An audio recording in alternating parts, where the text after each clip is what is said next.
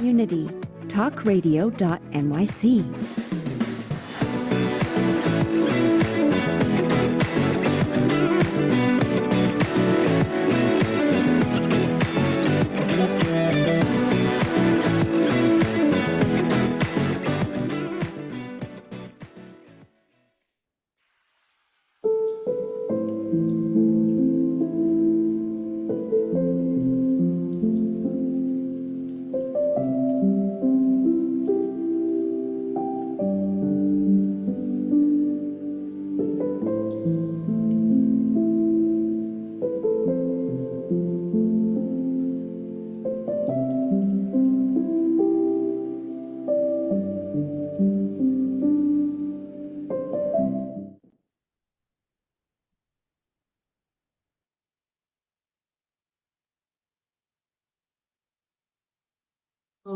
Let me see.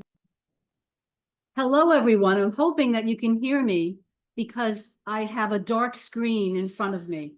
So welcome to the A Train to Sedona. I'm Linda Marsanico. I have a memoir that I wrote by the same name. In it, I talk about my journey to love and compassion, my failings, my successes, in the hope that my journey will inspire yours.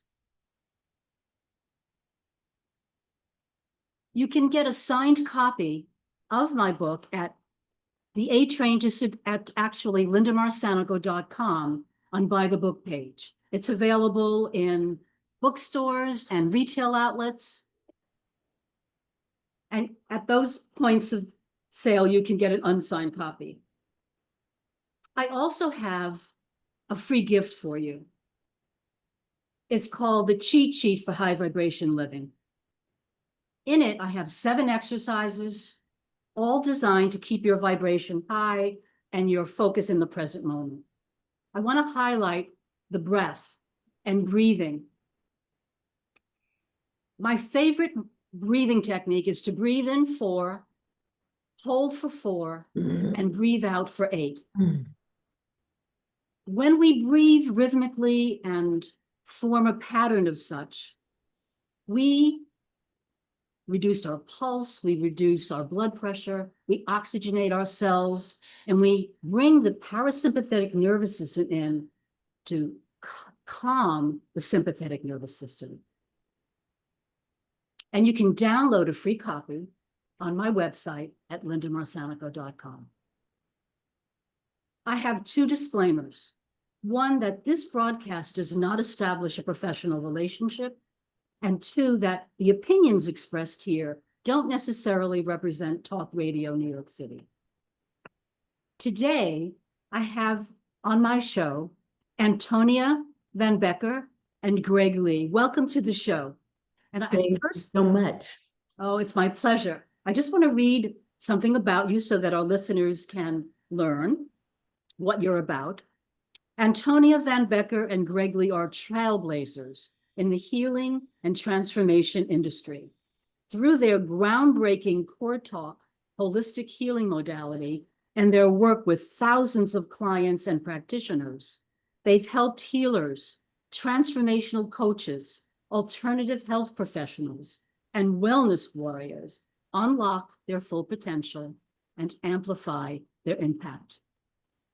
Over the past 30+ years, their live events, workshops, and programs have empowered practitioners to heal themselves and step into their greatness, creating thriving practices while profoundly transforming their clients' lives.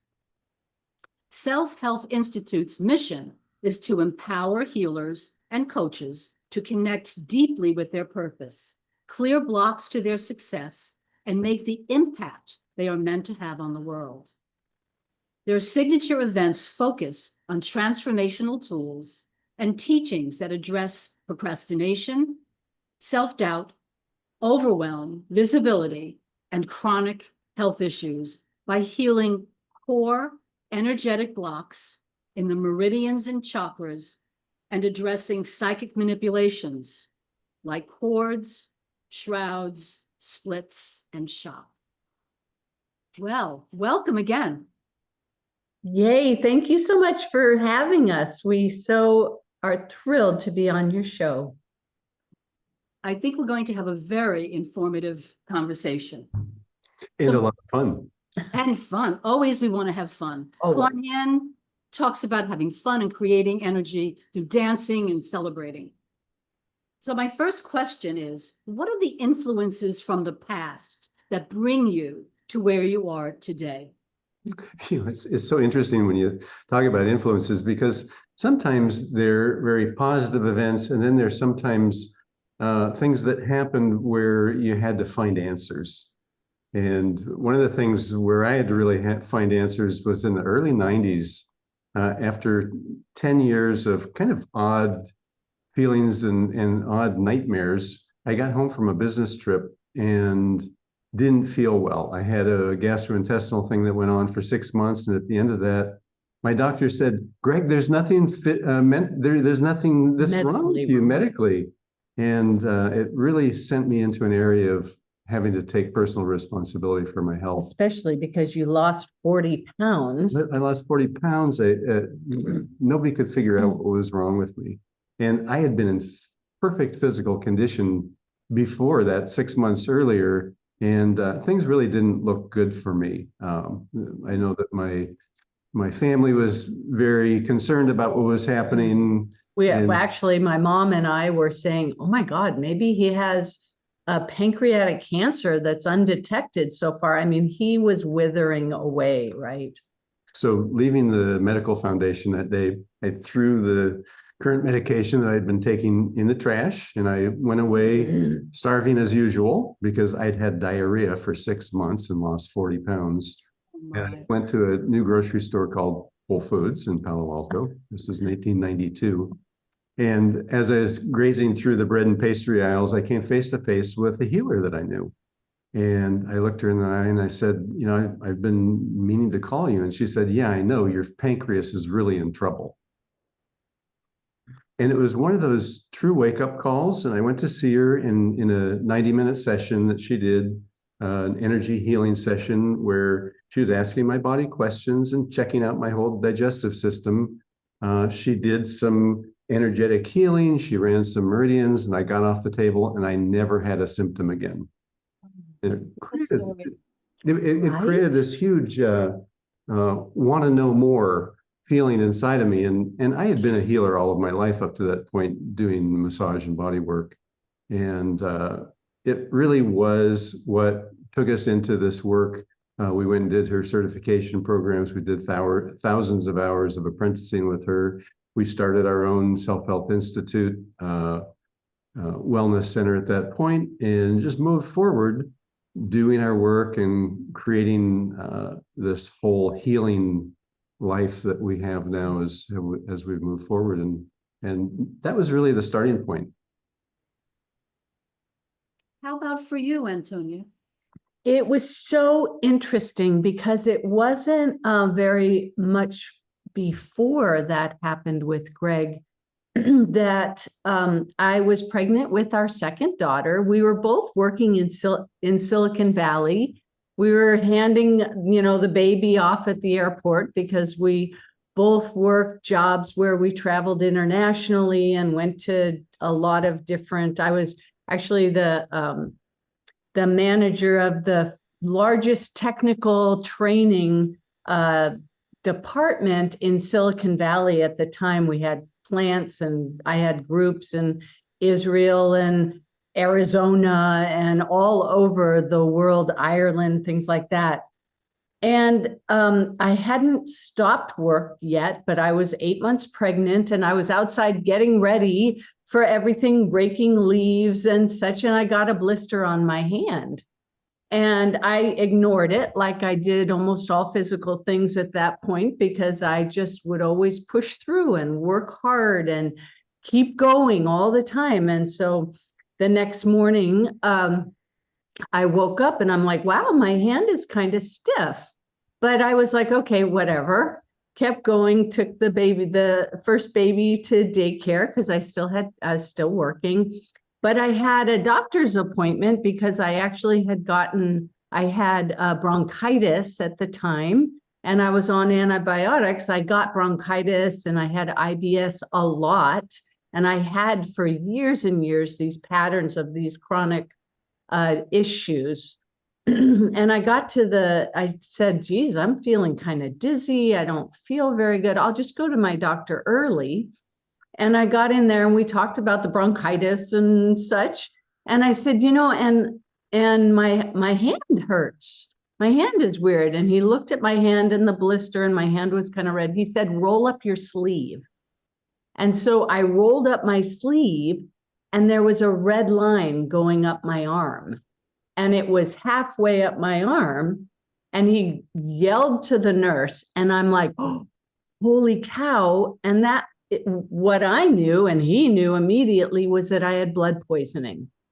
And as soon as that red line hits your armpit, it goes directly to your heart and you can die immediately. And so here I was 8 months pregnant, having this, this blood poisoning. I was already on antibiotics. And of course, I got so many antibiotics. I went home with so many more antibiotics and me and the baby, ended up okay. But I walked out of that doctor's appointment again saying, what the heck is going on? Why is this happening with my body? Why am I sick? Why did I get this horrible infection? And that could have actually cost my life and the life of my unborn baby. And what was so interesting for us is, we didn't change right away. These things happened, and it was within, 6-8 months of all of this together. And it was so interesting because Greg and I came from very different families and we had very different experiences growing up. And yet here mine was a little more from a, divorced and, household with alcoholism and suicide and a lot of things like that. And Greg came from kind of a very stable household. And yet here we were having these physical issues that almost cost us our lives within a few months of each other. And that's where, when we were introduced to this healing modality and we took it on and made it our own, I was actually able, after a couple of years and a lot of discovery, I've healed myself from those chronic illnesses that I had. Mm-hmm. So it was really a very interesting way of coming upon and healing our own bodies so that we could start to heal others. Thank you so much. What a set of stories. Just briefly, before we go on break, can you tell me the role of spirituality in your lives? It's really to see the blinking light on the dashboard and be able to respond in a way that connects with your unique being, and to be able to have what happens in your life be the guidepost to a reference of what you really want, and to be able to connect with your spirit on a body, mind, and a real spiritual level, so that what happens to you is that significant roadmap of how you move along and have your life be the way you want it. Mm-hmm. It's quite an adventure on that path. I know, right? Ooh. So we're going to take a break. And when we come back, I'm really talking to my listeners. I'm going to be asking, what are some of the real blocks that get in the way of spiritual growth, even when people think they are doing everything right? And I can certainly relate to this. Right? So listeners, come back and join us after the break. Are you a conscious co-creator? Are you on a quest to raise your vibration and your consciousness? I'm Sam Leibowitz, your conscious consultant, and on my show, The Conscious Consultant Hour, Awakening Humanity, we will touch upon all these topics and more. Listen live at our new time on Thursdays at 12 noon Eastern Time. That's The Conscious Consultant Hour, Awakening Humanity, Thursdays, 12 noon on talkradio.nyc.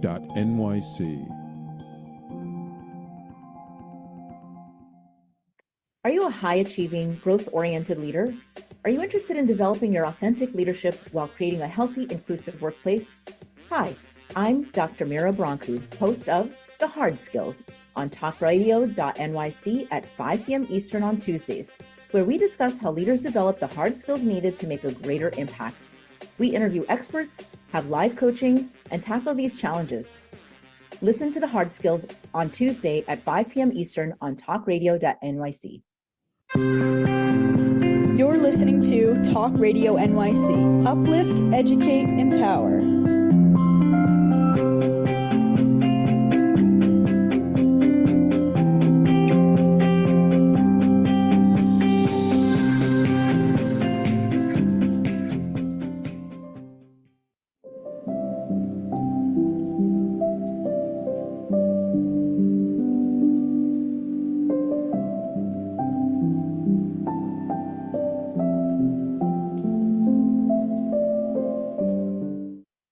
Hello, everyone. Welcome back to the A Train to Sedona.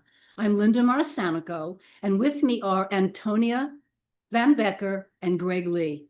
So my question, just to repeat it, is what are some of the real blocks that get in the way of spiritual growth, even when people think they are doing everything right?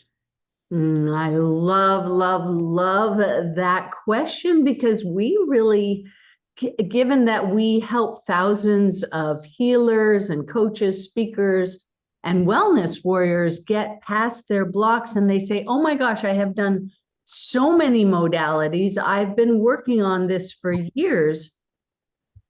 And what we found, and has become one of our really, a thing that we teach a lot, is looking at psychic manipulations as well as our body's own protective mechanisms that it brings up in order to shield us from some of the things that have happened. But with these psychic manipulations, first of them, many people have heard about cords, perhaps the cording, energetic cording from one person to another. And shrouding is really kind of more of an extreme version of that, designed to shut people down.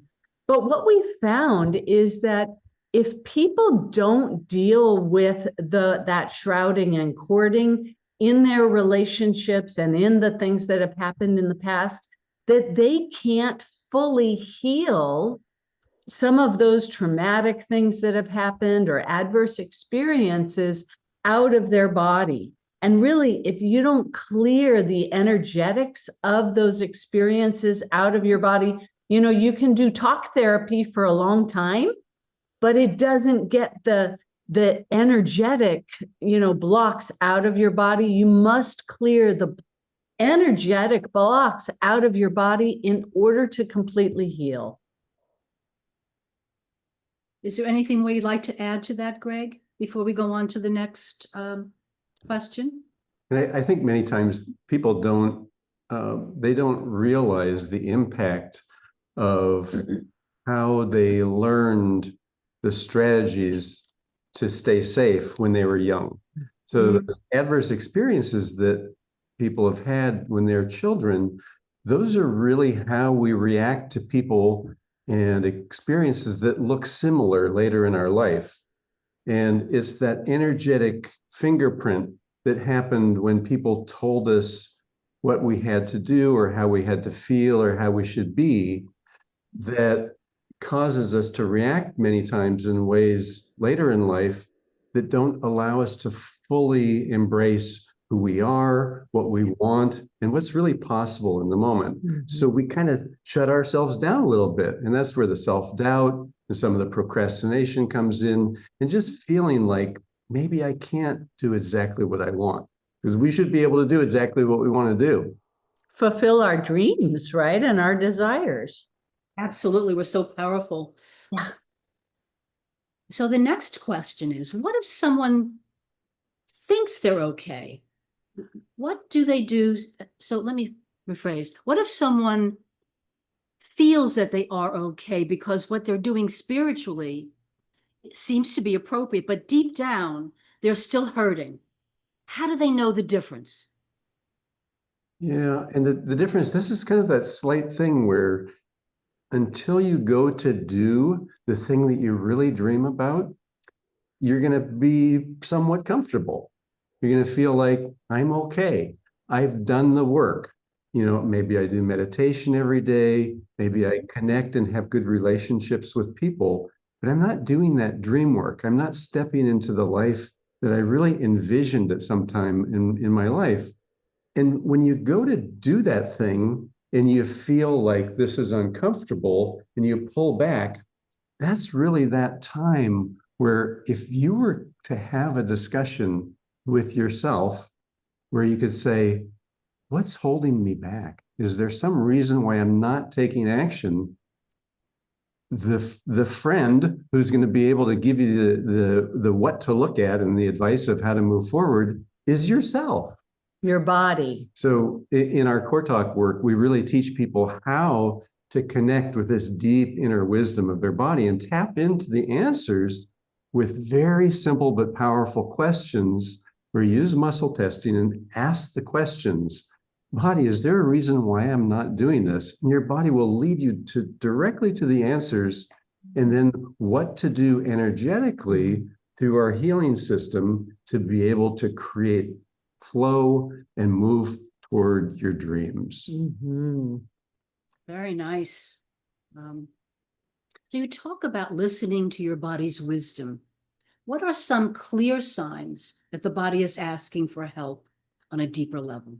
Mm-hmm. And Greg had mentioned earlier about the red light on the dashboard. And we really, using that as a metaphor for how the body really talks to us. And, for me, there was a huge red light on my dashboard when I got that blood poisoning, right? And other people maybe have this wake up call about, maybe they get a heart attack or maybe they faint or something like that. So in more extreme cases, that is how our body says, whoa, you're out of line, you need to come back, pay attention and do something, or else this body isn't going to be able to continue forward. But what we love to do is like, whoa, we don't want to get to that extreme. We want to be able to really listen to our body, understand what it's telling us. Like one of my little red lights on the dashboard is that if I hit my head, even if it's just like, I just glance it against some, I'm like, well, okay, I need to get more rest, right? Or if I get a little bit of a cough, I'm like, I'm overdoing it. I need to pull back. I need to get some rest. I need to readjust. So there's these little physical things that can happen, repeatedly or, when we're tired. And there's also some of that, the getting triggered or having kind of a mental response of maybe I feel a little depressive thought coming in, or maybe I lose my temper at someone. It's like, oh, okay, that's my blinking red light. I'm feeling overwhelmed. I'm feeling angry. I'm feeling frustrated. And I need to do something to readjust, take care of myself, or get myself out of a situation or relationship that's triggering me and sending me into this negative space. So our everyday life can be very informative when we're tuning in. Every moment of every day, when you listen to your body, you consistently get these messages. And it can be very subtle and something that you don't really pay attention to because it seems to be normal, like not getting enough sleep or waking up anxious or having your digestion be off for a very long time or getting a little headache, but it seems to go away. Or maybe getting frustrated with somebody who asks you questions that you don't want to respond to. So being in the present moment, being aware of the nuances is of utmost importance. 100%, right? Because that really leads you into these deeper discoveries of why is this triggering me? And this is one of the important things, is really realizing, why is this triggering me? How is this current situation perhaps related to something in my past that I still need to heal? Mhm. Yes, well, thank you for that, both of you. Mm. So what happens when people begin to love themselves for real? And why is it so hard for most of us to get there? Mm. I love this question, and one of the questions that we ask when we're doing CoreTalk and that we teach our students is there something that's keeping me from loving myself fully?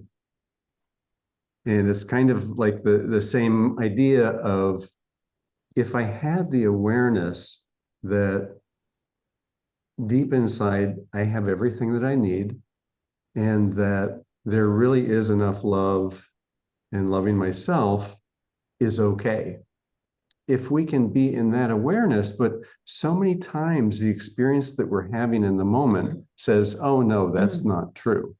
Because that experience is really reflecting upon like experiences that we had where there was adversity. And we were also very young, and it was hard for us to realize that we didn't really have to do anything to get love.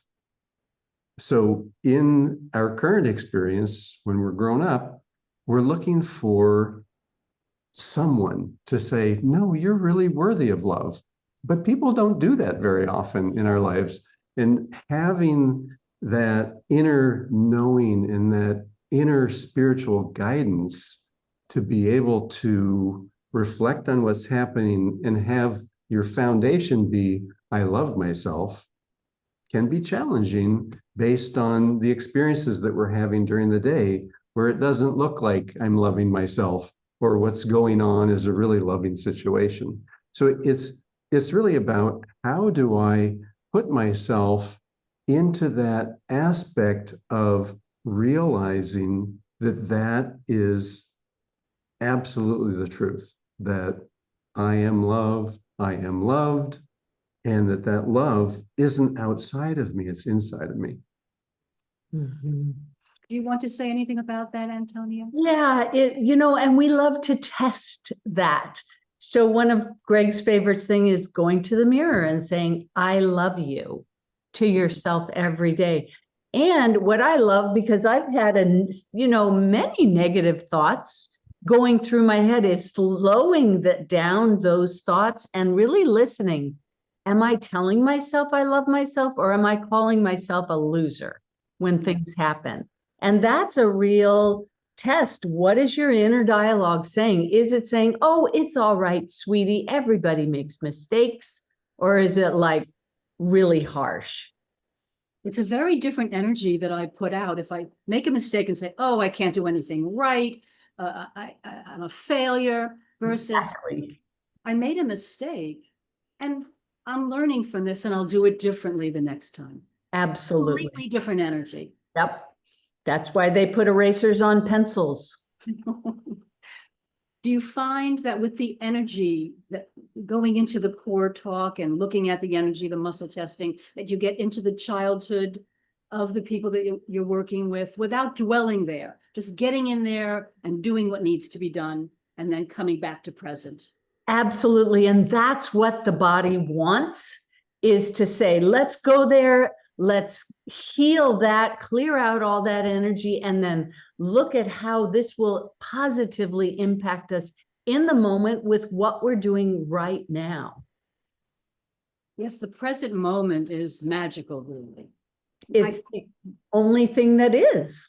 It's where the action is, it's where all things are possible.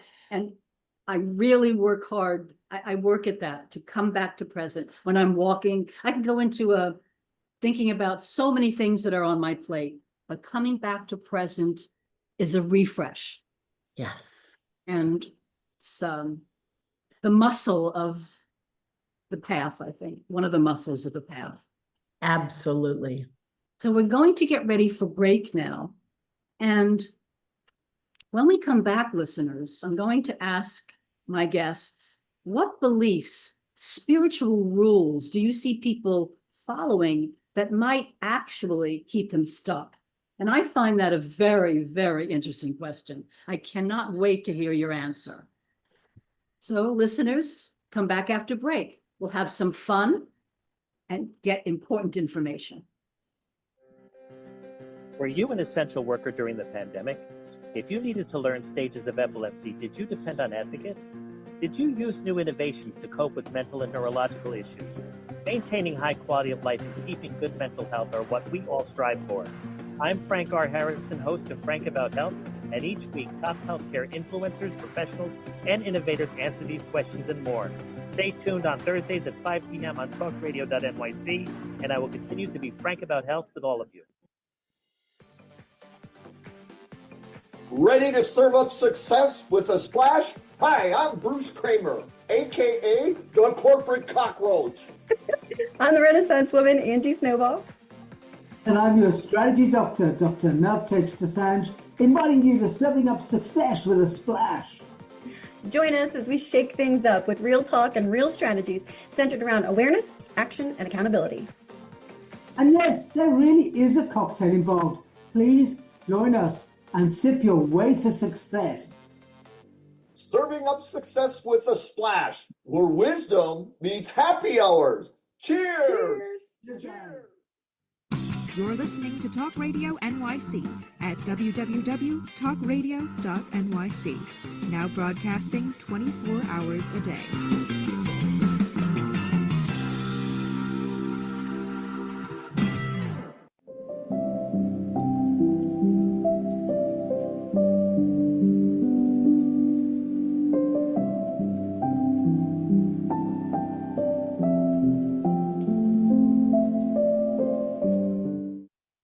Hello, everyone, and welcome back to the A Train to Sedona. I'm Linda Marsanico, and here with my guests, Antonia Van Becker and Greg Lee. So let me pose the question again for all of us. What beliefs, spiritual rules do you see people following that might actually keep them stuck? Oh, and this can be a real tricky one, right? And I think, in our work with thousands of people, it's so interesting because we see some people that really believe, well, if I think positive, if I just think positive all the time, I'm fine. And what we see is that, yes, they are in very difficult situations themselves. Perhaps they're with people who are not treating them well. Perhaps they don't like their job, but darn it, they're gonna think positive about it.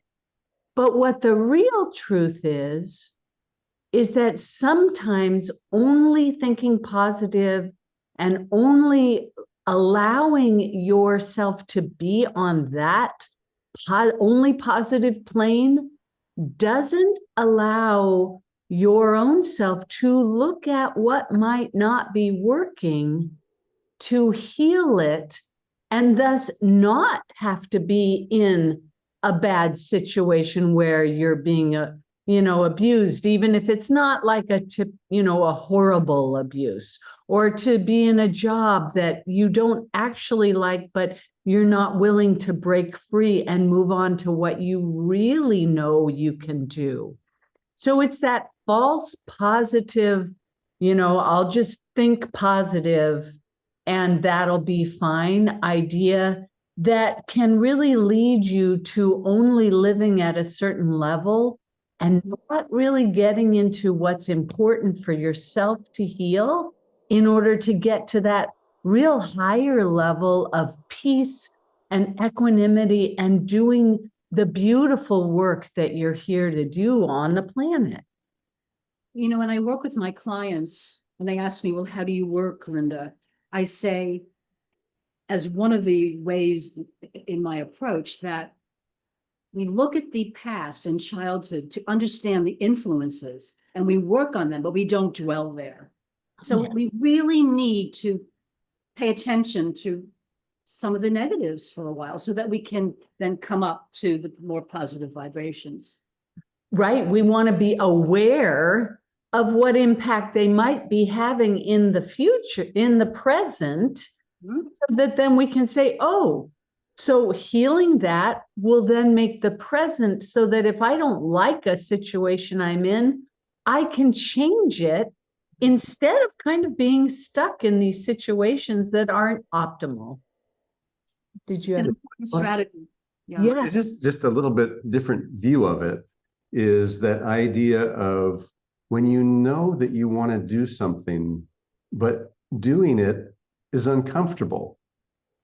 If you're avoiding that discomfort so that you feel positive, or so that you're in that sphere of, wanting to be spiritually aligned in the place where you are, it's kind of avoiding the blinking red light on the dashboard, because we want to be able to say, I love myself fully. I'm okay where I am right now. And darn it, I'm going for the thing that I really want.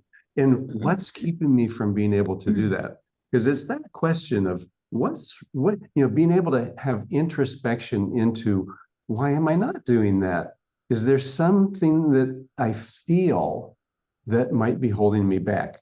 Because if we stay in that spiritually kind of, I'm just going to do whatever I need to do to feel okay right now, but you're not actually doing the action that would change your life and move you in the direction of what you really want. So it's always that feeling of, am I suppressing the emotions to be okay right now? Or is it okay to look at how I really feel at a deeper level and be able to heal those experiences that I've had in the past that are keeping me from being able to take action now? And being able to accept the negative with the positive. I mean, it's all, two sides of the same coin. And we have to be able to love even the parts of us that are difficult, or if we get frustrated or angry or whatever happens, that's all part of our human nature.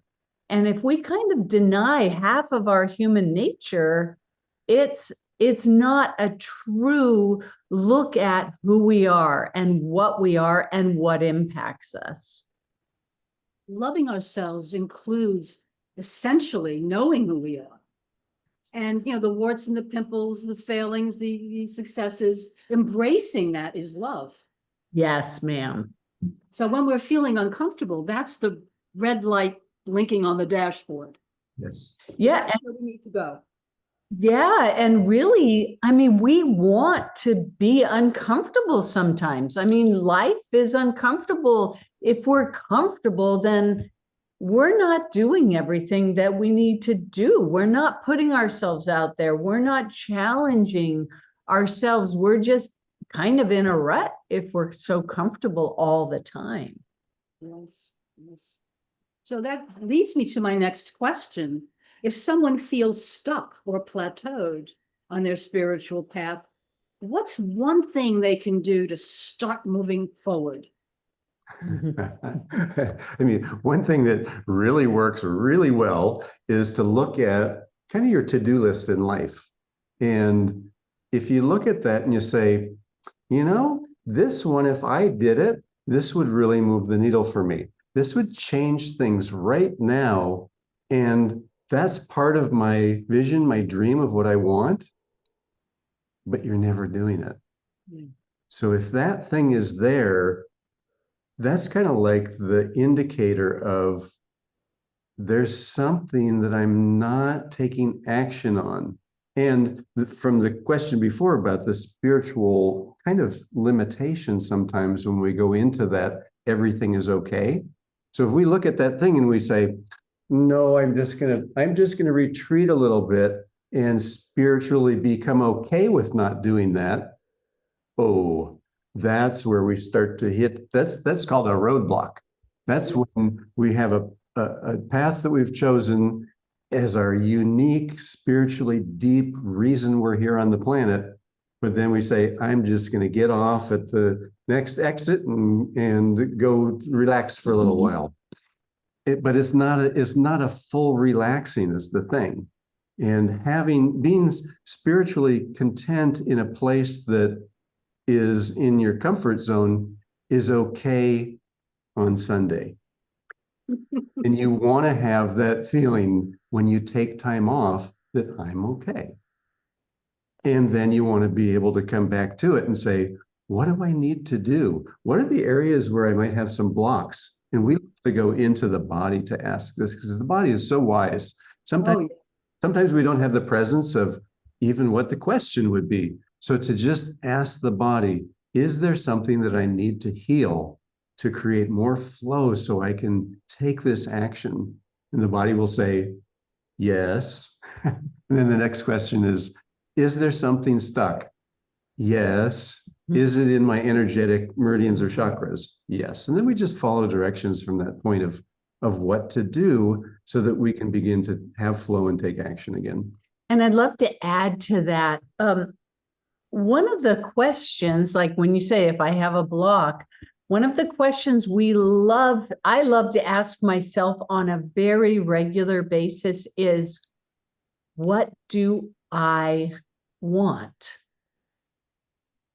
What do I want in any situation, whether it could be, what do I want for dinner? What do I want to do later? What do I want to do with my life? That big question, right? All of these small and large questions. It's so important to ask yourself that, because so many people, myself included, have given away our own power to someone else when we let them have what they want and we don't speak up about what we want. And if we don't share what we want on a moment-to-moment basis with whoever we're with or the situation we're in, then we might often much more easily give away our power in the bigger question of, what do I want that will make me happy in this life? What do I really want to do to fulfill my soul's mission in this lifetime right now?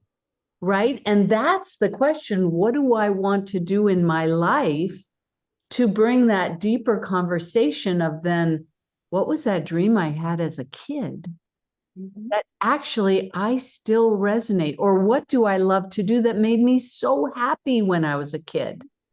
Maybe it's dancing, maybe it's singing, maybe it's wanting to write a book. What is that dream, that love that I had then that maybe I have shut down completely right now? And maybe that is the thing that I want to do now. And why am I not doing that? I think it's so important to make decisions every moment. We're making decisions every hour, every day. And so I developed a questioning system. So I have to make a decision, yes or no. Do I wish to? Do I want to? Can I emotionally, financially afford to do this? And when I hold this in my heart, does it have integrity for me? And is it consistent with the person I wish to become? And I have really gotten to know myself, and my clients get to know themselves, and we build that muscle, and then we build up to, well, what is my purpose? Because it's really a continuum to come back to me, because I have the answers. My first relationship is with Creator. So let me develop that self-love and that intimate communication, that wisdom and the confidence to know I can go within. So we're getting ready for a break again. And when we come back, I want to ask the question, how do patterns, family patterns, past lives, interfere with our ability to feel love and to trust in our own wisdom? So listeners, when we come back, I'm going to continue. Join us again.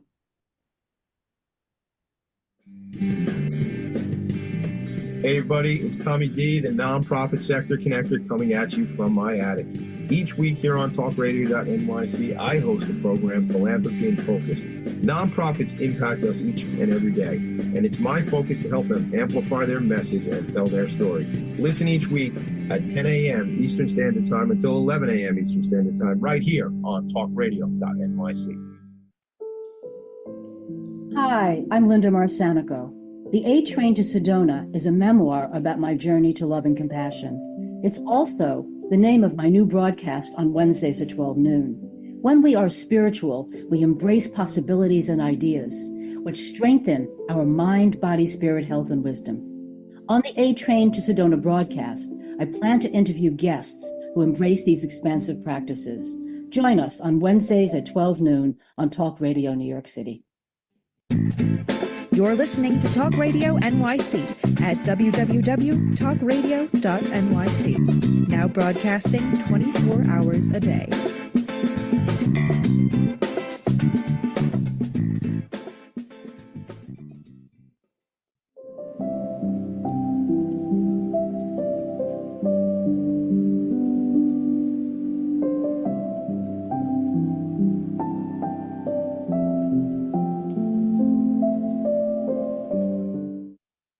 Hello, everyone, and welcome back to the A Train to Sedona broadcast.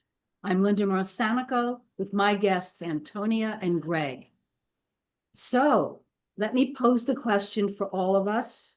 How do patterns from family dynamics, past lives, interfere with our own ability to feel love and trust in ourselves and our wisdom? Ooh, this is a big one, right?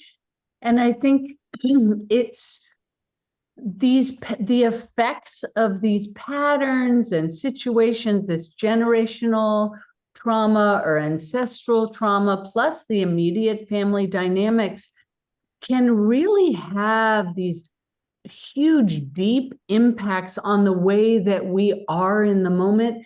And we don't even know that they can have those impacts. And some of those patterns that we have seen with the biggest impacts are about scarcity or fear of visibility, fear of speaking up, that can really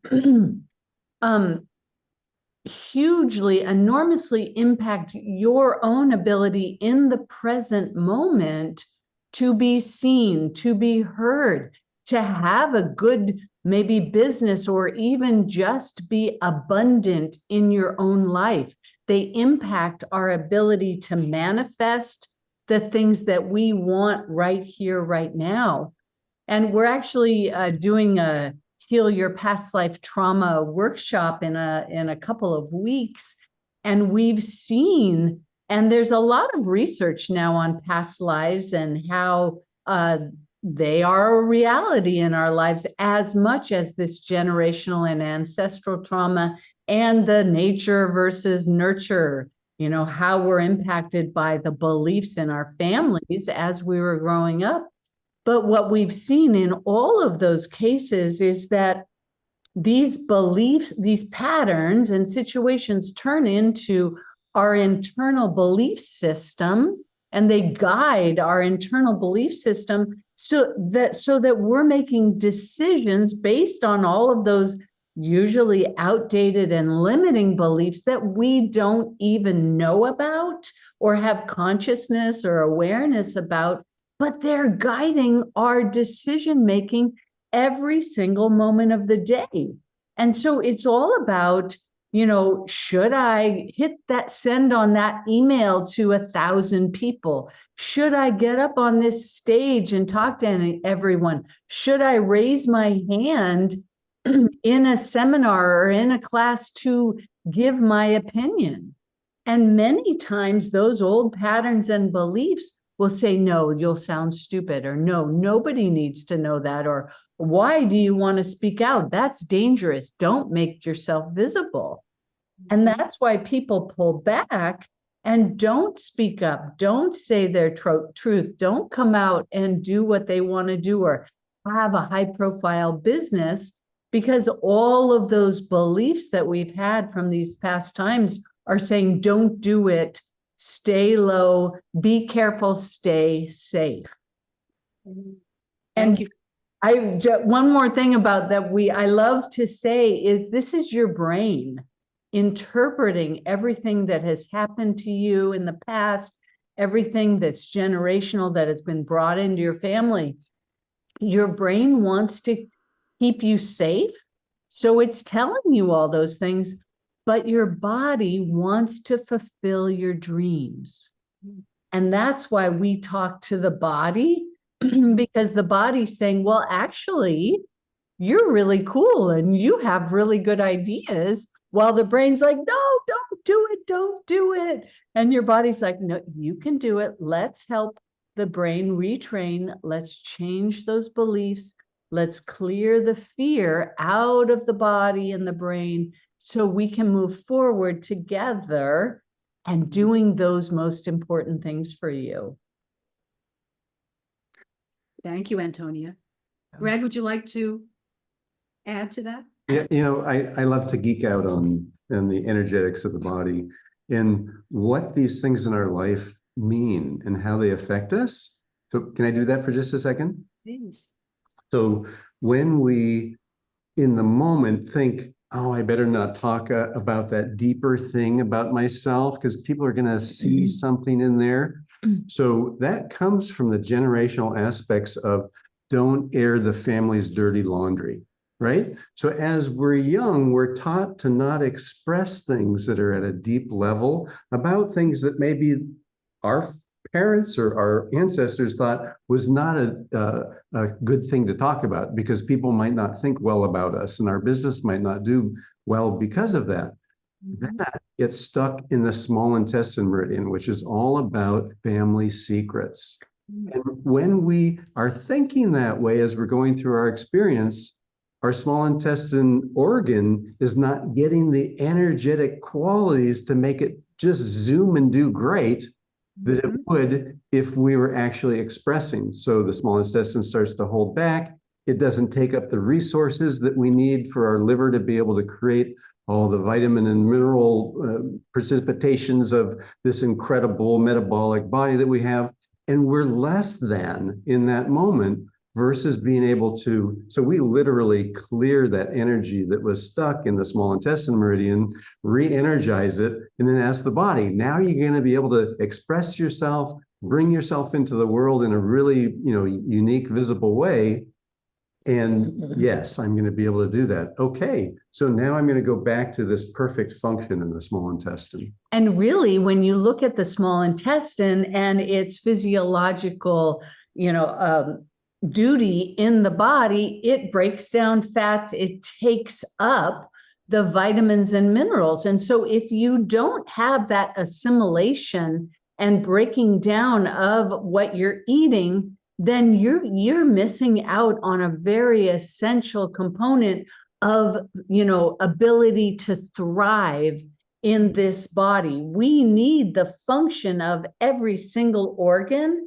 So when we clear these meridians, it not only clears the emotional context and blockages of whatever happened, but it clears the function of each of the organs so that they can create this beautiful physiological flow that optimizes the entire body system. That's fascinating. We love geeking out about this, and we really love to go into the energetics of the physiology and how each of our organs contribute to our optimal health. We're so complex. It never ceases to amaze me. When Creator did this, the magnificent design that is us, that we get to be a part of without really having to know in our mind how it works. It just does. And at that level is where we can really, we can go into that flow. We can depend on our body to show us the way. And it's just a matter of listening to how we feel and then taking action to create balance so that we can allow the energy of our life to guide us to the next decision that we make, the next way that we relate to people, what we say, how we feel, what we want.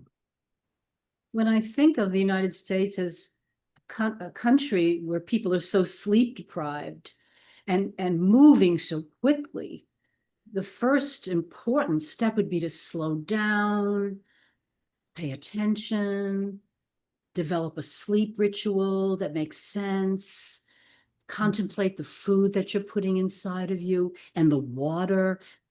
It needs to be very good water because we're 70% water as adults. Sure. And to surround ourselves with people who uplift us and sounds that are good sounds because our water attracts the sounds. Yes. And the breathing that you're talking about is so important. And one of the things, and I've been using this more and more, is the mantra to remind myself is, my body heals perfectly. I am strong and healthy, and my body heals perfectly. And it just puts us into a different state of knowing and of loving ourselves and giving our body that acceptance and belief in our own self that it does know what to do. And I do believe you, I will follow myself and what my knowing is to create this next moment of being. Well said, both of you. How can people reach you? How can our listeners find you? They can go to www.selfhealth, HEALTH, Institute, selfhealthinstitute.com. There we have a beautiful gift, 3 powerful ways to tap into your body's inner wisdom. Lovely, lovely. Beautiful. Are you planning, you mentioned a workshop on past life. Of course, I think of Brian Weiss and how he awakened me to all of this. When is your workshop happening? So that's happening in a couple of weeks. We also have something where you can, it's part of a beautiful number of events that we have coming up in the next couple of months. And we're doing a CoreTalk Rapid Relief Healing Session. And that is a week from this Friday on July 11th. And that's where you can come and you can really learn about what we do. And on that, we also have an invitation for an event that we have coming up and also for that Heal Your Past Life Trauma Workshop. So when you come to our website, you can get the 3 powerful ways to tap into your body's inner wisdom. And that will lead to the information about those other events. And if you want to do it quick, like right now, you can just write to support@selfhealthinstitute.com and we'll answer you immediately and get you into that rapid relief healing session. And we actually today, in 1 hour, have a CoreTalk, a question and answer, kind of an ask me anything about CoreTalk. You can jump right into that. We can send you a link. We do tons of free events. That's free. The rapid relief healing session is free. We want people to learn how to heal themselves. And if they're healers or health practitioners, to learn this work so that they can heal their clients faster and easier and with fun and sweet talking. Lovely. So as we get ready to close, I wanted to say that next week, listeners, you're going to see me. I'm going to be reading from my favorite blogs and from my book, The A Train to Sedona Memoir. Antonia and Greg, thank you so much for being my guest today. Thank you so much for having us. It's been joyful and fun. Bye for now.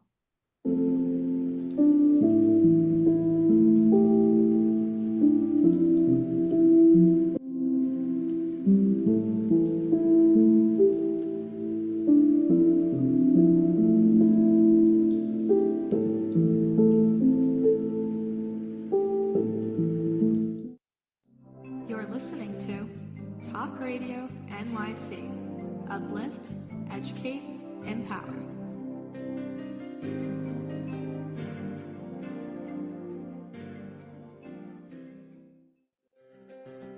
Were you an essential worker during the pandemic?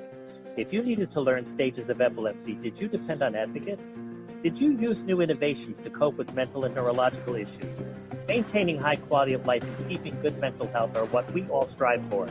I'm Frank R. Harrison, host of Frank About Health, and each week top healthcare influencers, professionals, and innovators answer these questions and more. Stay tuned on Thursdays at 5 p.m. on talkradio.nyc, and I will continue to be frank about health with all of you. Hi, I'm Linda Marsanico. The A Train to Sedona is a memoir about my journey to love and compassion. It's also the name of my new broadcast on Wednesdays at 12 noon. When we are spiritual, we embrace possibilities and ideas, which strengthen our mind, body, spirit, health, and wisdom. On the A Train to Sedona broadcast, I plan to interview guests who embrace these expansive